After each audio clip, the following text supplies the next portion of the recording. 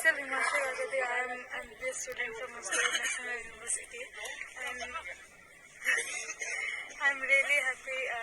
The Indian Embassy, they have helped us a lot to cross the border, and in such a situation, they have helped us a lot, and hope for the best. पिछले 3 दिनों से जो Russian military है उसने Ukraine को चारों तरफ से हमला किया है। तो अभी यूक्रेन और रशिया की स्थिति ऐसी है कि जो यूक्रेन की जो कैपिटल है कीव, वहां पर जो रशिया के कुछ मिलिट्री पहुंच गई है, जिसके बाद की जो यूक्रेन की जो प्रेसिडेंट है जेलेंस्की, उन्होंने एक वीडियो जारी करते हुए कहा कि उनको डर है कि कहीं जो रशिया है वो उनकी कैपिटल पे कब्जा न कर ले। तो अगर खबरों की माने तो लगभग 800 से 1000 तक जो यूक्रेन की जो सोल्जर्स हैं वो शहीद हो चुके हैं, और लगभग जो 60 to 65,000 जो सिविलियंस हैं उनको दूसरे देश में भेजा जा चुका है।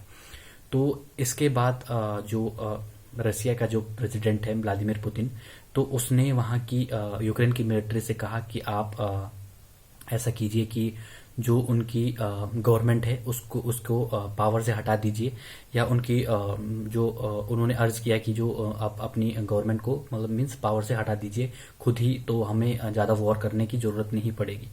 तो यहाँ तक कि जो तालिबान जैसे लोग, उन्होंने जैसे पिछले साल अफगानिस्तान की गवर्नमेंट को गिराया था, उन्होंने तक रशिया और यूक्रेन को पीसफुली वॉर को रोकने के लिए अर्ज किया है।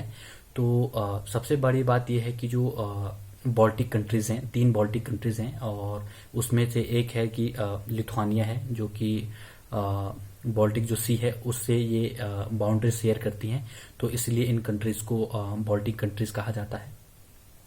तो लिथुआनिया ने लिथुआनिया के जो प्रेसिडेंट हैं उन्होंने अपने देश में इमरजेंसी घोषित कर ली है। तो नौसेदे ने कहा कि उनको डर है कि कहीं यूक्रेन के बाद उनका नंबर न हो, तो इसकी वजह से उन्होंने अपने देश में पूरी इमरजेंसी लगा दी है। तो वैसे तो उनके देश में ऐसा कुछ होगा नहीं, क्योंकि जो इन्होंने 2004 में नाटो ज्वाइन किया था और ये नाटो की कंट्री है। तो अगर कुछ होता भी ऐसा तो नाटो इनको अपनी सैन्य पावर या जो इनके मिलिट्री जो इनकी हर तरीके से मदद कर सकता है। तो अब क्या है कि हर कंट्रीज जो हैं वो किसी न किसी तरीके से यूक्रेन की मदद कर रहे हैं, तो हर संभव प्रयास कर रहे हैं, या इकोनॉमिकल सैंक्शन लगा के हों या फाइनेंशियली हेल्प कर रहे हों। जैसे कि जर्मनी ने इकोनॉमिकल सैंक्शन लगा दिया है रशिया पे, वैसे ही कनाडा और जापान, इन्होंने भी इकोनॉमिकल सैंक्शन लगा दिया है।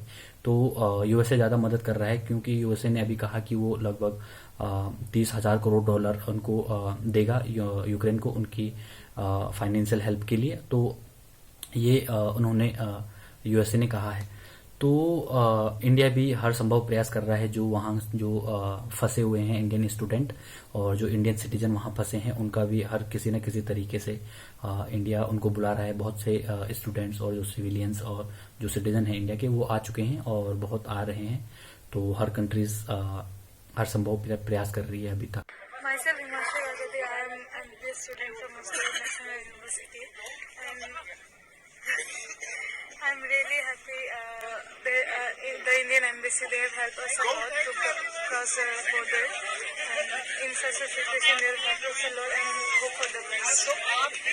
I'm Ayushman Raj Singh from the Ujgrod National Medical College. I thanks to the Indian Embassy Budapest for escaping from the critical situation in Ujgrod. So very much thanks to the Indian Embassy Budapest.